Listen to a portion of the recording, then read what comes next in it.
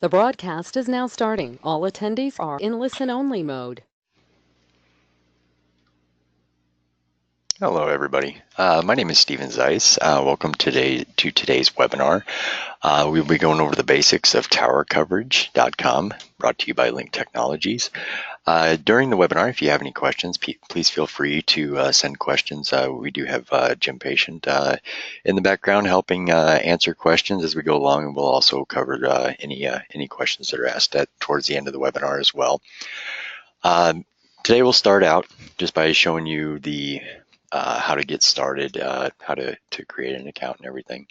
If you don't already have one, if you go to Tower Coverage and select register, when you're registering, keep in mind that all the fields are required.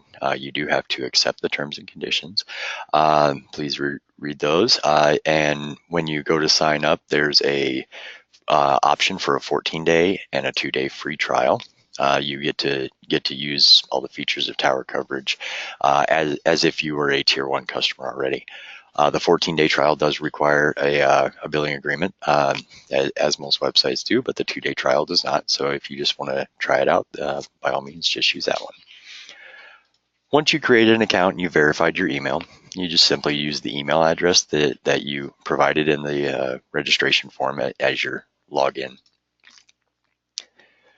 Once you get into Tower Coverage, you'll want to make sure that everything in your account is set up correctly. The first thing that you need to do is make sure your company profile is correct. This is very important because if you have public maps and choose to display your coverage on the Tower Coverage public map for everybody to see, then the information in your company profile is what's going to be displayed for the PIN of your network.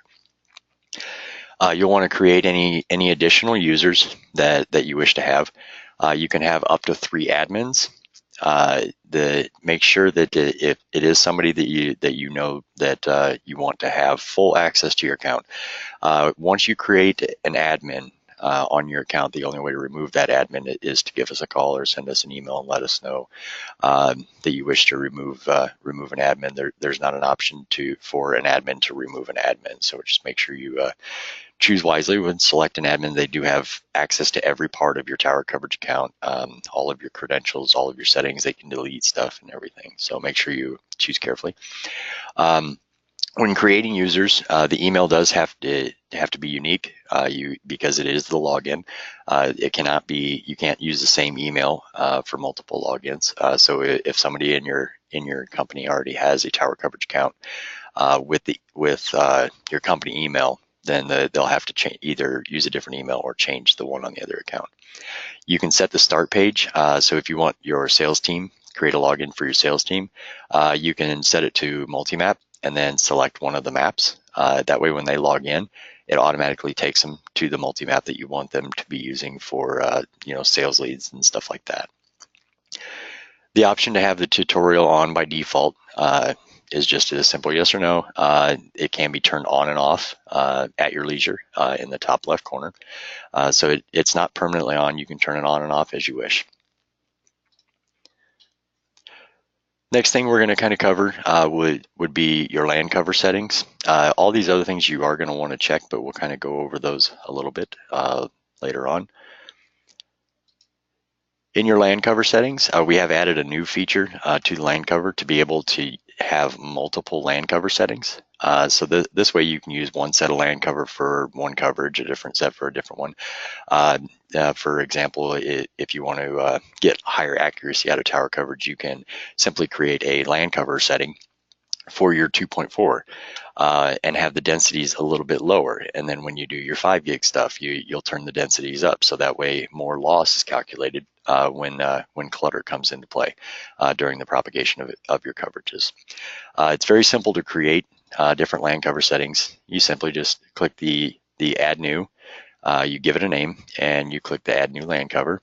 Then it will make it available. So as you can see, if I change these, you'll see that the densities are different for the different types of settings. So for example, this testing LAN cover setting is at maximum density, which is 10,000%.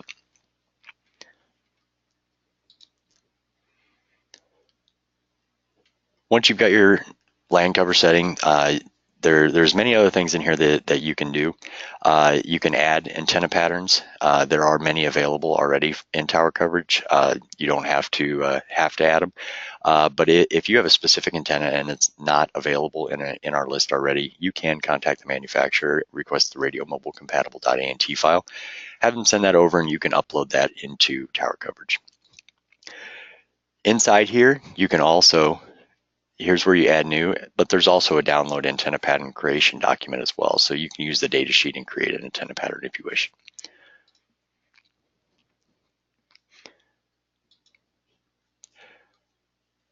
Once you have your land cover and everything set up, the next thing you're going to want to do is you're going to add your towers into tower coverage. So your towers in tower coverage are considered a site.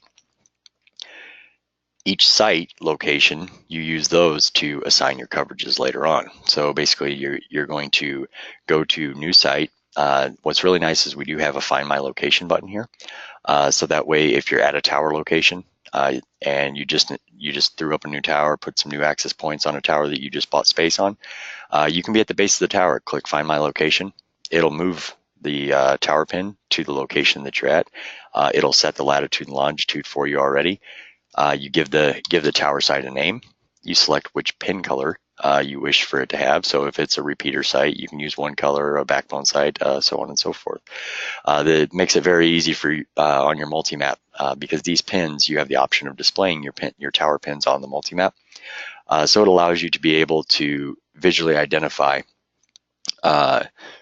which towers are for what purpose. The description and group will also be used on the multi-map. So if you have your pins turned on and you click on one of your map pins, whatever you have in this description and group will display in a pop-up window, which allows you to label the tower sites as to what the speeds capable are, the address or the contact information for that tower, whatever you want to use them for. They are not required, but you can use them if you wish. If you have the latitude and longitude, you can enter your tower locations in there. You can also search by the address if you have the physical address of it. You can also use DMS latitude and longitude. If you fill out latitude and longitude DMS, it'll automatically populate the decimal degree.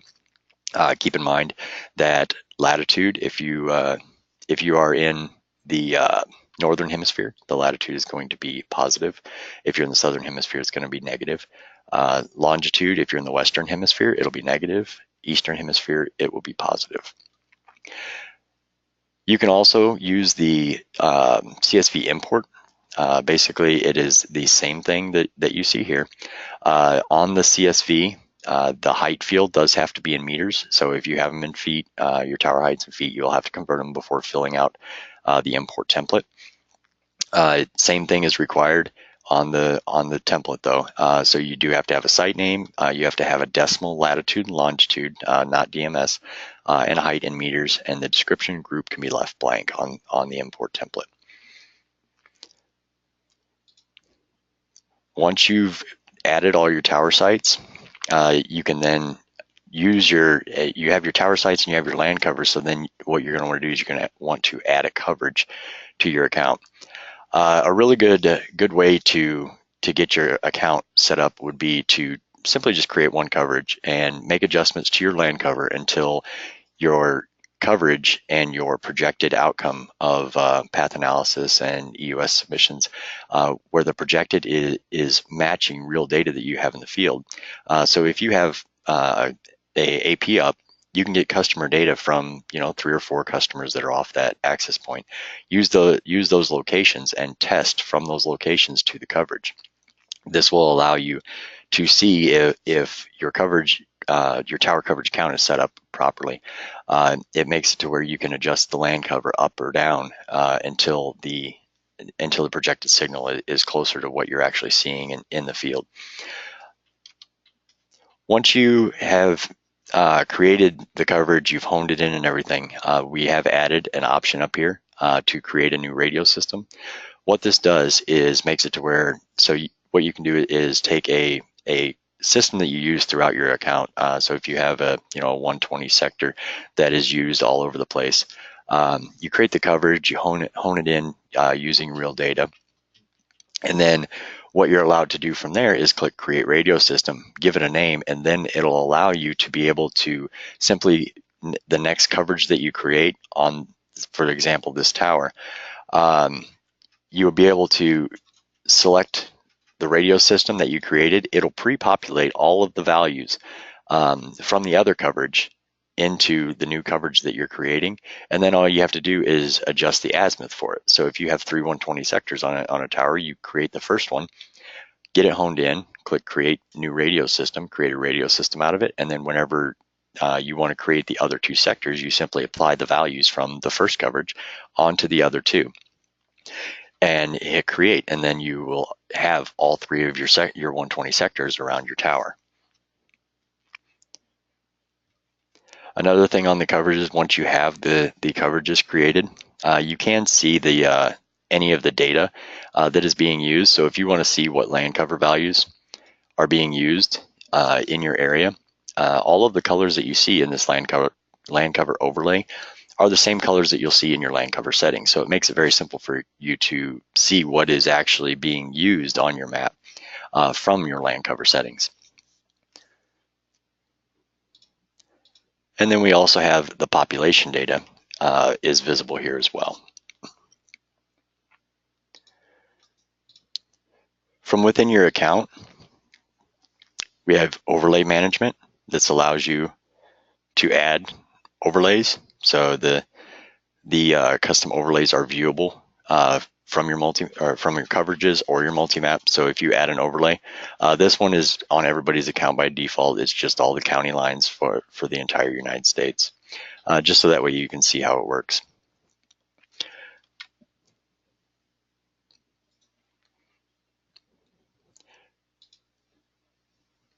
Down here in the bottom left corner, there's other information or other options, that you have the option to do. You can change the map type. By default, it is in hybrid mode.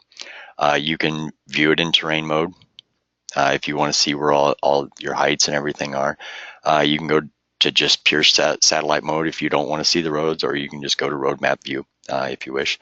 From a single coverage, if you perform a path analysis, what a path analysis is a point-to-point, or excuse me, point-to-multi-point link path analysis. It does a propagation from the point that you selected to the coverage that you are currently in. You can do a path analysis from a single coverage map, or you can do it from a multi-coverage. With a single coverage, it will give you the option of saving it as a link. You do not have to save it. So when you click path analysis, it's going to pop this window up. If you don't want to save it, you can simply click Don't Save. If you would like to save it, so for example, this is one that you know is up, you can give it a link name and a site name. It will create a link, it will also create a site, and it'll save it into your account. So that way you can make adjustments on it as you see fit. So a good example for the use of this would be if you know what sector a customer is would need to be installed off of, you can actually come to that coverage, find their location, save the link name as their name, or the site name as their address, something to that effect. And then that allows you to go into your links and make slight modifications to see what you would have to do to be able to get service to that customer. So like if they fell in one of these areas where there is no coverage from this particular sector, you can actually save it and be able to find out what you need to do to make it happen. But for this example, we will just go ahead and click Don't Save. So what that's going to do is, like I said before, it's going to do a link path analysis. It's going to show you what the location of the tower is, the different elevations, what the height of that particular tower is, what the alignment to that from the client to the tower. So when your installers go out, they know the azimuth degree that they need to point, and also the tilt. So on the tilt, if it's an up tilt, it's going to be a positive number, negative number for a down tilt. So basically what this shows you is this is going to be a good link. In this particular case, nothing is in the way of this link. You can see that the different land cover that's in between is displayed on here as well. So that's one way that you can see what is actually in the way. We have also added recently the ability to slide the bar. So if is something in the way, you can slide this bar. It moves the circle to where that location is. That allows you to be able to zoom in and find out what is actually there. So if it says that there's a cluster of trees in the way or a building or something in the way, then you can zoom in and see that.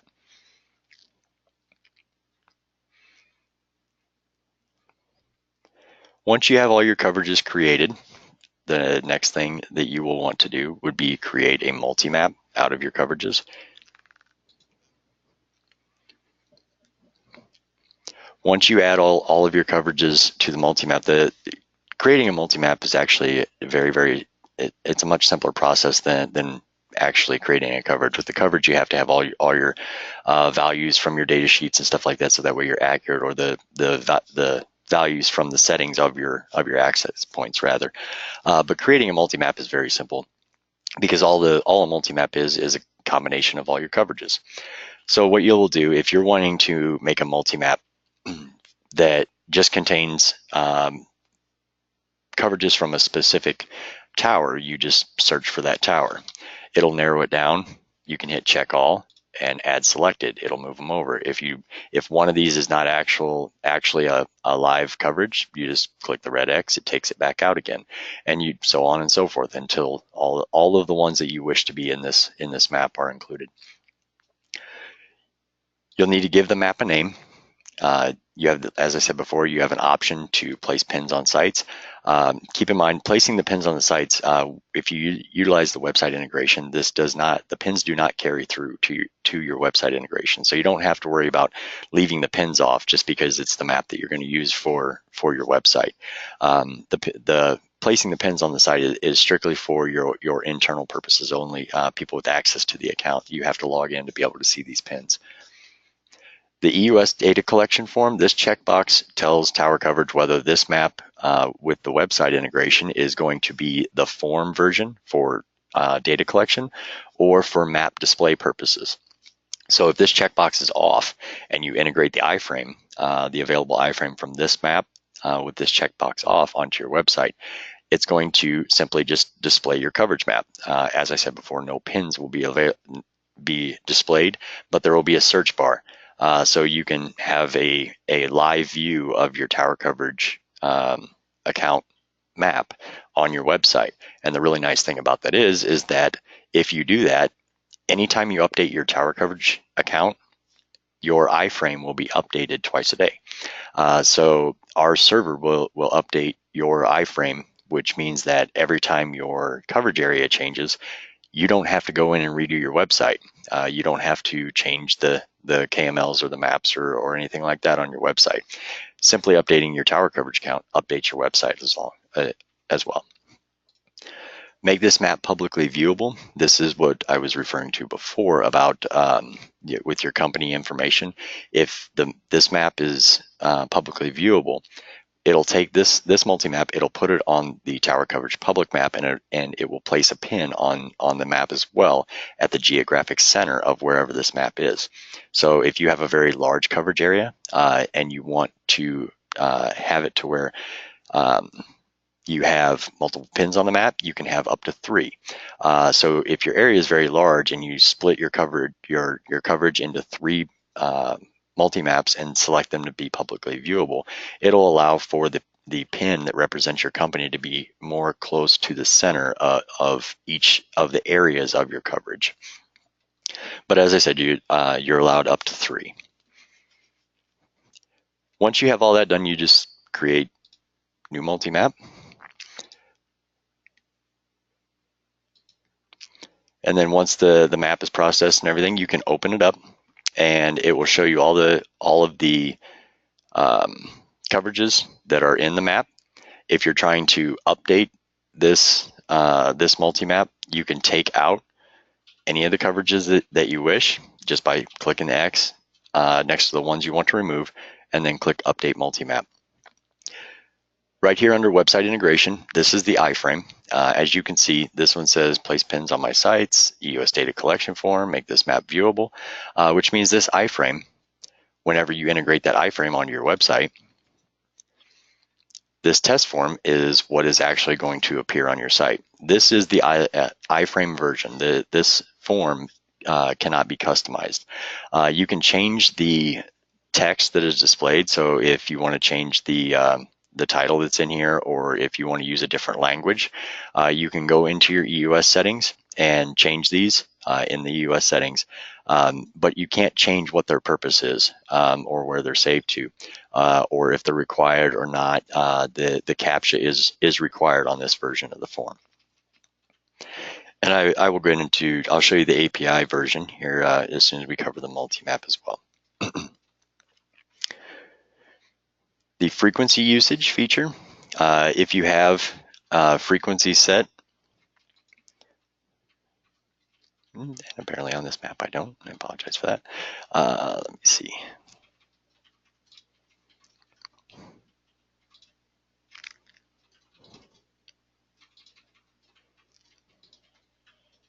Maybe I don't. Okay, I'll have to find one I do.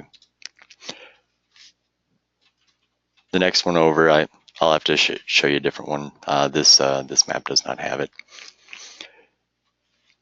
This is an example of a link group. So when you create your links, you can add all of those links into a link group as well. So the links that you create, so like for example, when we did the path analysis from the coverage and we saved the path analysis as a link, it allows you to take all those links and put them into a link group so they can be displayed on your map. So what this allows you to do is actually see what the statistics for each individual link in that link group are without having to leave your multi-map. You can view your KML overlays the same as you could on the coverage. And then also the ability to do a path analysis is slightly different. So what the path analysis on a multi-map does, it evaluates the location that you selected, and then it looks at all of your coverages, and first it checks distance. So it looks to see if it's within 50 miles of the coverage. If it's not within 50 miles of it, it excludes any coverage greater than 50 miles first. The next thing it looks at is the beam width filter of your coverages. So in a coverage, the beam width filter is actually not a setting that affects any of the propagation of the coverage. So this one here, as you can see, this one is a 60 degree panel, but we have the beam width filter set to 360 degrees. So as you can see, that the coverage is actually broadcasting at approximately 60 degrees. It does have side lobes to it, and it has some back feed as well. But because the beam width filter is set to 360 degrees, I can select a location that is on the north side, even though the antenna is pointing at 150 degrees. And if I do a path analysis, it will allow me to do a path analysis. This also applies to if you're when you receive end user submissions. So if this coverage is set to 360 degrees, it will allow those EUS submissions to show a marginal link to the backside of a sector, which in most cases nobody's going to accept that as good practice.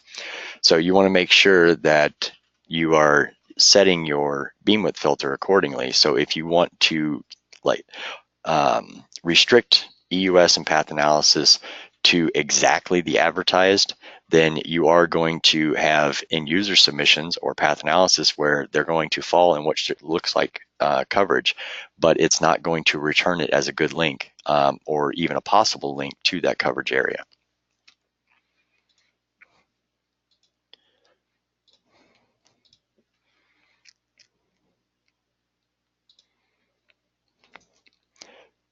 So go back to the path analysis now that I explained that. So as I was saying before, the path analysis, it's going to restrict distance, and then it's going to restrict beam width, and then it's going to give results to you of the 6 best possible links to that customer's location from the access points on your network. So in this example, you'll see that there are 4 possible links. It will return up to 6. If it can't find 6, obviously it's only going to give the ones that are possible. So this here shows you that you have one that's a good link, one that's marginal. What determines whether it's good, marginal, or a bad link is the RX threshold of your coverage. If you set the RX threshold to a -72 on your coverage, it's going to return a link of marginal because it's plus or minus 2 dB from whatever the RX threshold on your coverage is. So this coverage here, the RX threshold, is set to a -72. So it's returning it as a marginal link. This one here is obviously a bad link because it's a -93, and also link not possible with a projected signal of very, very high, or low rather. So basically what it does is it, as I said, it excludes stuff, but it's still going to show you ones that are not possible, just in case you want to take this coverage name and go to that individual coverage, put that location into the single coverage, save it as a link, and make adjustments to see if you really wanted to connect them to this access point, what you would need to do to make that happen.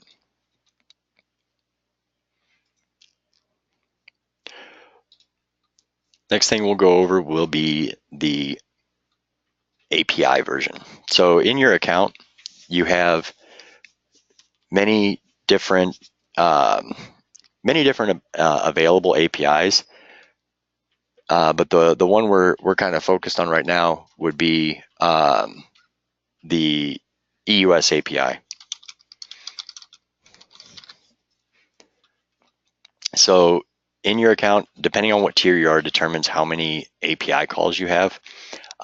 So as I said before, the iframe version doesn't require any API calls, but the form is not customizable at all.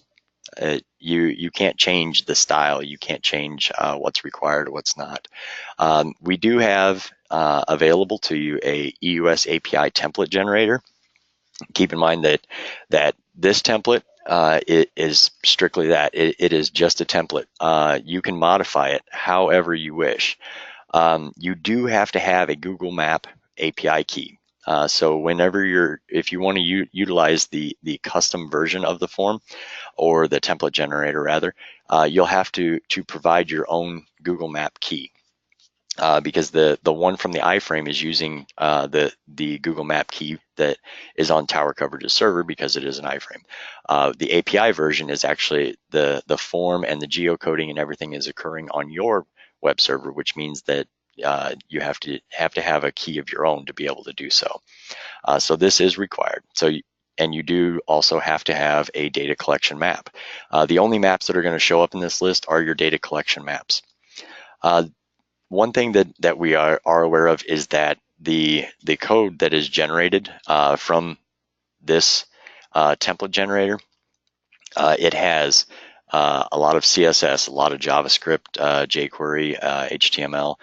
There is a lot of stuff in the code that is not compatible.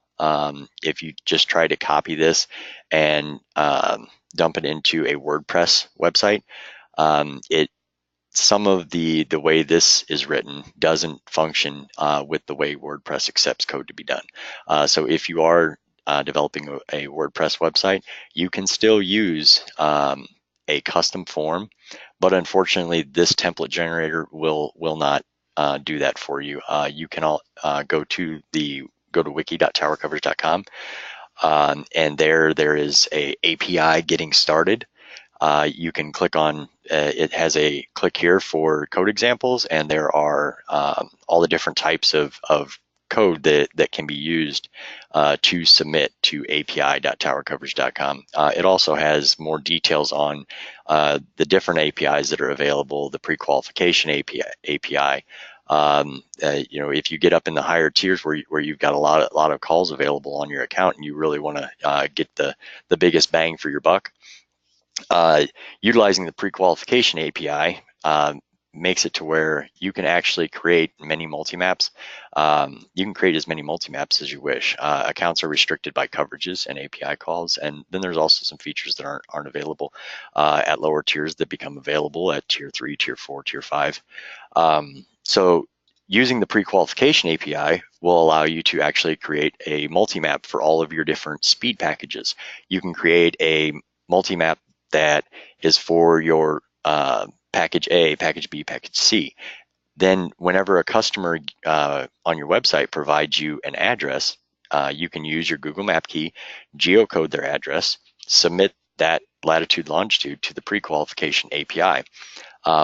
Within approximately 4 seconds is the average response time. It will respond with a yes or no. So what it does is takes their address, puts it into the multi-map that you specified, takes their location, and starts checking all the coverages. As soon as it reaches a coverage where the signal margin is positive, which means with a positive signal margin, it means that their projected signal is greater than your RX threshold. So if they fall within your coverage, it's going to stop processing and respond back to your web server with a yes. If it gets through all of them and it doesn't reach a positive signal margin, it's going to respond with no. What this allows you to do is submit 3 calls to api.towercoverage.com using their address, their geocoded address. And if you get a yes response to all three of the calls, you immediately can offer that customer and say, yes, we can get you service. Here's the speed packages we can provide you. But if you get 2 yeses and 1 no, then you know not to offer them the speed package for them to sign up for service to the one that you received a no response from. So it makes it to where you can actually offer something to your customer immediately upon submission. You can take that even a step further with the EUS submission API. Because with the EUS submission, whether it be the iframe or the API version, if you're using the prequal API, you're able to find out which speeds to offer them, and then also submit that data into your tower coverage account without making them fill out multiple forms, because you can just carry all of those variables from one API to the next by some simple backend web design and web development. It makes it to where tower coverage can be so powerful for your company and your day-to-day running of your business, because once those submissions go into the EUS submission, it will save it into your tower coverage account. You're going to get the ability to track all of your submissions. We have added the ability to create multiple custom pins. As you can see, there's many different pin types. These are all custom different pins. Each new one is going to come through as a new EUS submission. If you wish to track all of the ones that you couldn't get service to, you can change them to our no service pin type, or if you want to track it as this customer is a repeater site, create a pin for it. If it's somebody who doesn't pay their bill, give them a mad face, to signify that this is somebody that doesn't pay their bill or anything like that. You can sort by pin status. You can sort by street address. You can sort by any of the columns that you wish. You can also do a quick search. The quick search allows you to narrow it down really quick. As you can see, there is many of them with the same address because they're all my test ones. But it narrows it down. So if I want to just sort by my last name, it does that. If I want to sort by new EUS, it does that.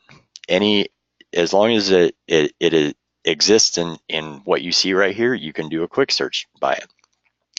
If I added a new tower and I wanted to check and see if my no service submissions if they're able to hit the new tower. So this data collection only has one marked as that, but basically what I would do is I would sort by and find my no service ones. I would check that, and then I can check EUS reprocess.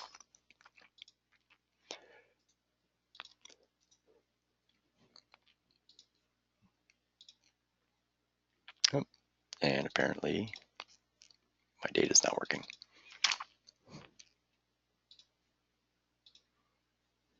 There we go.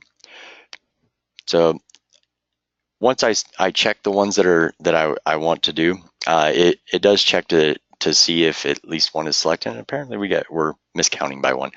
But anyway, it will tell you that it does utilize API calls. So for each one that you submit to the reprocess, it is going to take a call from your account. You don't have to use the bulk reprocess. You can do them one by one. If you open up in a US submission, there is a reprocess available there. But this allows you to submit multiples. So what it's going to do is it's going to ask you, are you sure you want to use your API calls? And it's going to ask you to select a multi-map. And it will give you all your data collection multi-maps. So if you put up a bunch of new sectors of proposed tower locations, and you want to see if you did install that tower, you just stick it into a multi-map, turn the data collection on, select all the ones that were around there, come into here, decide whether you want to receive the emails again, and this will also push it into your billing system if you're using the EUS billing API, and you hit continue and it'll reprocess them all. It does. All of the old data does go away. So if you want to keep the old data, you can simply click download the CSV, and you can download that CSV before reprocessing them if you want to see what the before and after is. Then next easiest way to do that would be to create an advanced search. The advanced search gives you the option to also save a search. So you can come here and you can say save search. You can do, say, new EUS, and then just select the new EUS pin. So, and then whether you want to show duplicates or not. So, and you hit search. Now it's going to show you all of the new EUS submissions. So since we had show duplicates no, when we did the other search, you've seen that there were many of them where they were absolutely identical. This eliminates, if the same one is done over and over and over again, it'll narrow it down. But then you can see that new EUS saved search is in the saved searches. So if we refresh and go back to it just being all of our data, you'll see that the view all, there's 83 records listed currently. So if I received 15 new EUS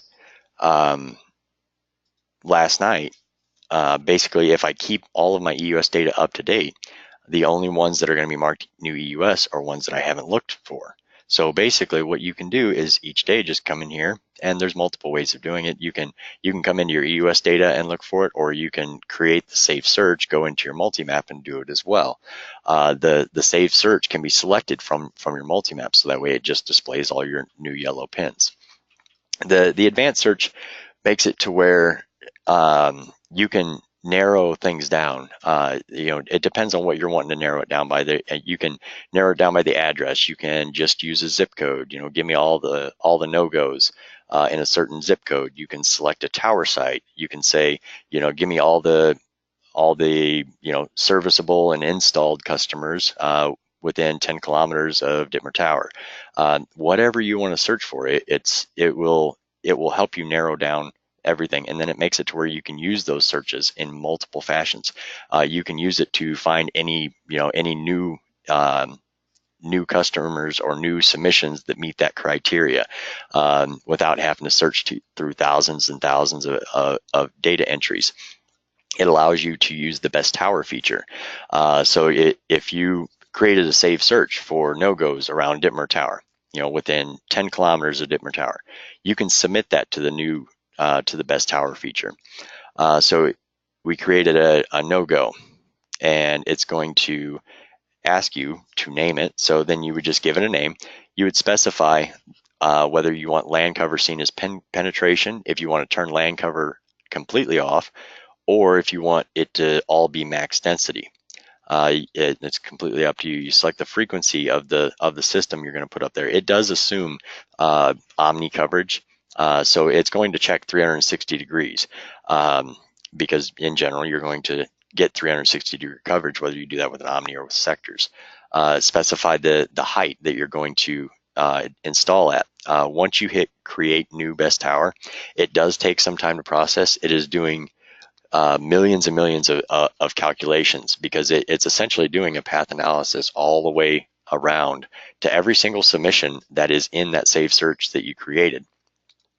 So what that allows you to do, when you submit that, it's going to do those calculations, and the more for each location as it spirals its way out, what it's going to do is the more that reach a positive signal margin, the warmer the map color is going to be. So once it's completed processing, you can open this up and you will be able to see where the hottest spot on the map is, which means that you could reach most, if not all, of the customers that were in that saved search. That will allow you to either click on the map location, and it will give you the address that you clicked on in the middle of that hotspot, or as you can see, it starts to populate these orange dots. What these are ASR registered towers. So if it is greater than 200-foot tall tower, it's registered with the FCC, and we are displaying it on the map as well. There's a registration number, which is also a link. It will open up the FCC, give you the contact information for who owns this tower, what their contact is, how tall the tower is, what the wind load specifications are. It gives you all the data on that tower. So if you don't want to build a tower, you can still use the best tower just by simply running the best tower feature against your failed end user submissions or your failed installs, and then waiting a second for the ASR towers to pop up. Locate one of the towers that is in a hotspot of your best tower, and then simply go to the FCC registration with the provided link and get their phone number, call them, and see what it would cost you to get equipment up. Keeping all of this data is up to date is very important, because it allows you to track anything that has come in new. So on your dashboard, your stat screen, you will see that there's this window pane over here. These are non-updated EUS submissions. So any EUS submission in the last 3 months that has never been updated, which means by updated, that means it hasn't been, no comments have been added, the pin type has not been changed, it hasn't been reprocessed, nothing's been moved on it. It has literally not been touched by anybody in your company. So that allows you to, at a glance, the second you log in, that's another way that the new EUS submission and keeping those up to date will allow you to make tower coverage work for you. You can simply just log into your account and instantly see what submissions you have. If you want to see where those submissions are, instead of just seeing a list of them, you can come to your multi-map, click View EUS Data, and then click New EUS Submission, because we created a saved search for new EUS submissions. So those new EUS submissions are now available on your multi-map as well. You can click on any of these EUS submissions, and it will give you the information. It's going to give you their name, their phone number, when the submission came in, the address where they were submitted, and what the best possible signal to that customer is. So if the EUS submission comes through and there's six links, whichever one has the highest signal margin is going to be listed in the signal. Then you can just click the View Details. It will take you to that EUS submission. It's going to open it up in a new tab, which is very nice, because then you don't lose your place, because then you can go through them one by one and update them as needed at the beginning of your business day. So as you can see, this EUS submission, it showed a good link of -76, which is displayed right here. It gives you what the alignment, what the tilt, it'll display here what the client antenna height setting is for that coverage. So whatever your average client antenna height setting is on each individual coverage is what it's going to say. So it's assuming that you're using the antenna height that you specified. And then you can just simply change the pin. So this one here, if we were to say, okay, we need to call this customer and schedule an install, you give them a call, and okay, they said, okay, yeah, come and install me. You can change it to serviceable. As soon as you change it, automatically updates it. You put the notes in there for your installers. That way, when your installers get in the morning, they do the same thing you did, except they use the save search for serviceable pins. So your installation manager or whatever can say, okay, here's the installs that I need to send people out on today. Here's the notes for it. When your installers get done for the day, they come in here, they change it to installed. It makes it to where you can track everything, and you can have a saved search for your installed, for your no service, for your no-goes, all of this stuff.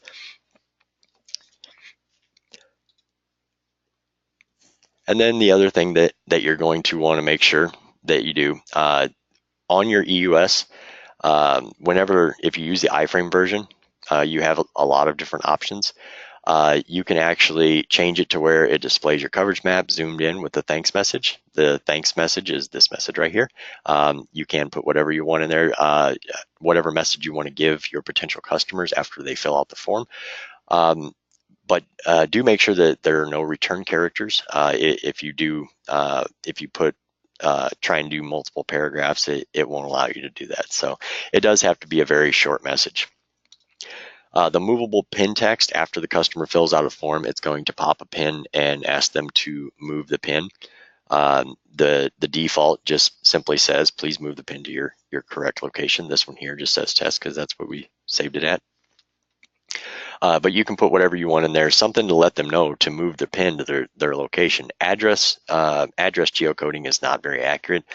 If you have a very large land plot at a given address, it could put it 100 meters behind the backside of the house in the gully in the woods, just because geocoding for an address is not very accurate. Allowing them to move the pin makes it pinpoint accuracy, because it's whatever they move the pin to, it then ignores the address and uses the latitude and longitude of where they move the pin to. So it's much more accuracy for you.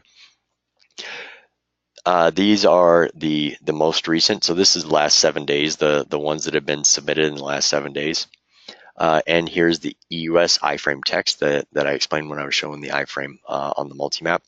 If you want to change the title, you do have to fill in all of these fields at the present time, which is something that we are going to update, so that way you can fill in only one. But currently, if you try to fill in just one and hit update, it's not going to save it. But if you just fill in all the fields with what they currently say and hit update, it'll update it to whatever you wish it to say. Your Google Analytics will allow you to track with your Google Analytics ID as to how many people are using your tower coverage EUS form, how many people are filling it out, clicking on it, looking at it, all of that stuff. We have many different orders available. If you need help with your 477, once you have all your maps and everything created, we offer the fixed broadband deployment data for the Form 477. This will give you the simple polygon, the full polygon, the PNG of your coverage map, and a KML. You will also get the 15-digit block IDs for your coverage. So basically, when you get it from a billing system, the unfortunate part about that is they don't do propagation. They do not know where your coverage area is. Tower Coverage knows where your coverage is because you've specified it. This allows us to give you every single block that you provide coverage in, not just the blocks where you have a customer in. The fixed broadband subscription is a list of where your customers are. The fixed broadband deployment is a list of what you can serve. This allows the FCC to know that you have coverage there. That means that if somebody's trying to get some kind of grant to put up a WISP in your area, they're not going to be able to get that grant as easy because you are advertising that you already serve there. They're not going to give a grant to an area that there's already a WISP. The fixed broadband subscription data, this one here is the completed CSV. The deployment data, you do have to complete the CSV because we don't know the specifications of your network. the fixed broadband subscription data, we give you a template. You provide the address, city, state, zip code, latitude, and longitude if you wish. If you don't provide lat long, we will geocode it for you. If the address doesn't exist with our geocoding system, we will let you know. Here's the list of the ones that we were not able to geocode. We will then give you the option to remove those rows or to update those rows with lat and long. But you also provide the upspeed and downspeed. And essentially what we do, we take the list that you provided, we geocode everything if needed, and then we assign a track ID, and then we sort it appropriately by their track ID and also by their up and down speed and whether they're a business or not. We generate the completed CSV. Once the CSV has processed, you download it from your completed orders list, and you simply go to your FCC site and you upload it. If you have a billing system, some billing systems provide this, some don't.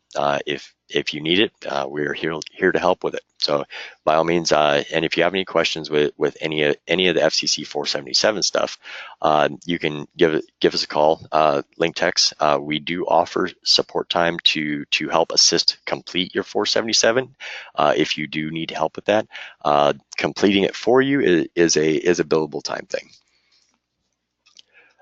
You can also order the KML shapefile if you just need the shape files to put them into Google Earth or something like that. So you can order the shape files. You will get a KML, a PNG, a polygon, a simple polygon, a full polygon, and the GeoJSON. Excuse me, had a loss of thought there for a second. And then finally, as I stated before, if you wish to integrate all of your EUS data submissions can also come into your billing system.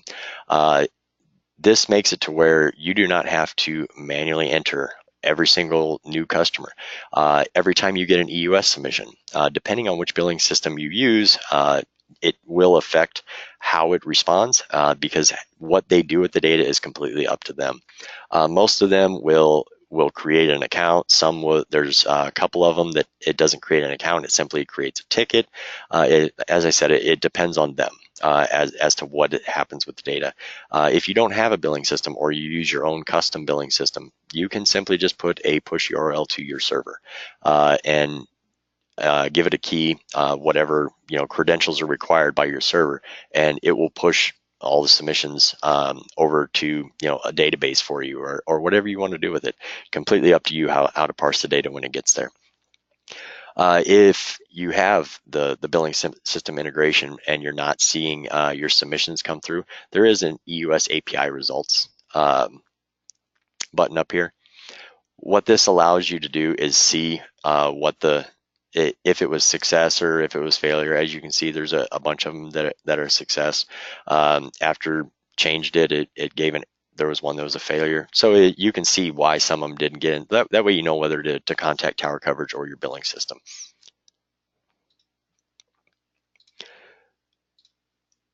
And with that pretty much concludes all of our major features and the getting started. We'll kind of go through some questions here. Let's see. I see we got a couple of them. Gonna go ahead and cover those. Okay, so we got one that says, how many color pins are there? So by default, there are four different color pins. The EUS settings allows you, as we covered, allows you to add custom pins. So by default, you're going to get the serviceable new EUS, no service and installed. You can add as many as you wish. These are the icons that we have currently made available. These will be added however many you want to add. You can give it a name and name it whatever you want. You can use the same pin over and over again with different names, but by default there are four.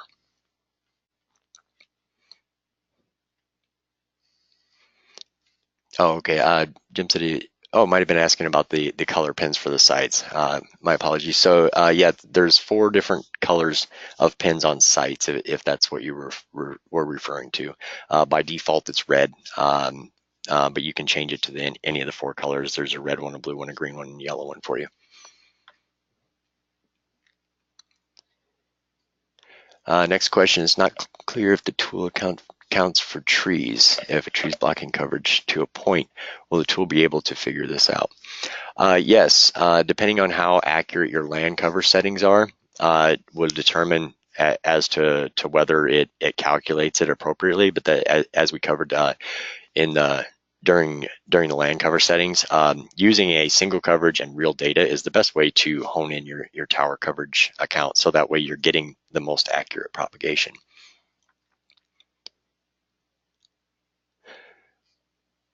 Let's see. Tool doesn't figure out if there's a tree at a given location via satellite view of the map. Our clutter data is the best that we have available, that we can get our hands on, that we know of. If you know more accurate, send us a link as to where we can get it, and we'll try to do that. In the U.S., we use USGS. There's the only place we don't have land cover and clutter data and terrain data would be Antarctica. It's the only place that it's not available. Is there a way to disable the thanks for your submission email that goes out when the submission is done? So the customer doesn't receive a thanks for your submission email. The email goes to your account. There's not a way to disable those emails at this time. If that is something that you would like to be able to do, we do have a feature request form up here in the top right of the center window. This is primarily what our developers work off of when they're developing features. If you want to add a feature request, you can simply click the add feature request and it will submit it to our developers. They'll check to make sure that it's language appropriate, and if the text needs edited or something like that, just for grammar purposes, because once it is approved, it will be displayed here for all customers to see, and then you're allowed to vote on any of the features that you would like as well. And as you can see, it shows that how many people have requested this feature. But to answer your question at this time, there isn't a way to disable the emails.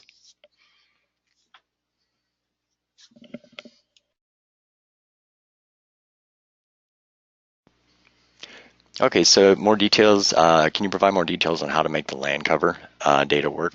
So when we were showing the land cover, as you can see, there are different types of land cover settings. So the standard one, you'll see that the densities here, 500, 400, 450, 500, 460, and then the testing land cover. This is max density, so at 10,000. So for a good example for that, if we go to this link here, this is set down in the bottom where it says use land cover. It's set to yes. Land cover is set to standard. So as you can see in the land cover, the standard setting, the density is only set to around 400 or 500 for each of the different tree type densities. You'll see that this link that is going through here, in this spot right here, and also right here, the actual shot is going directly through trees. So as you can see, the 450, 500 range is a very low density because density is 0 to 10,000%. That makes it to where it's not calculating hardly any loss for going through trees. Now, because we have a land cover setting in our account, that's called testing land cover, and as I showed you, the density is set to 10,000%. Okay, so the 10,000% is because of the math calculation that needs to go on in the backhand side. So if we set this to the testing land cover, which is maximum density, and we click update link, you will see that the signal went from a neg 52 to a neg 449.3 dBm as a projected signal. That's because the density, the only difference between before and what you're seeing now is that the density on these trees that are in the path, instead of being set to 450, they're set to 10,000% on this link path analysis. just by changing and the only thing we changed was the land cover type, because if we change it back, it goes back to a good length because the signal is a neg 52.9. Next question, when you integrate with Sonar, do you access the EUS reporting functions through Sonar or through Tower Coverage?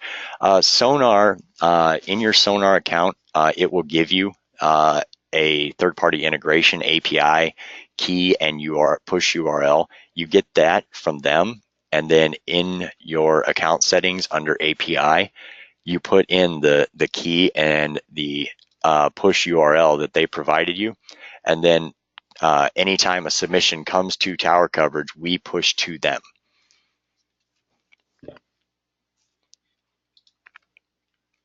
What are the units for? Okay, we pretty much covered that one already. What are the units for density for the land cover settings? It's based on a back-end math calculation, so that's why it uses a zero. It says percentage. It's not a 0 to 100%. It's a 0 to 10,000% for density.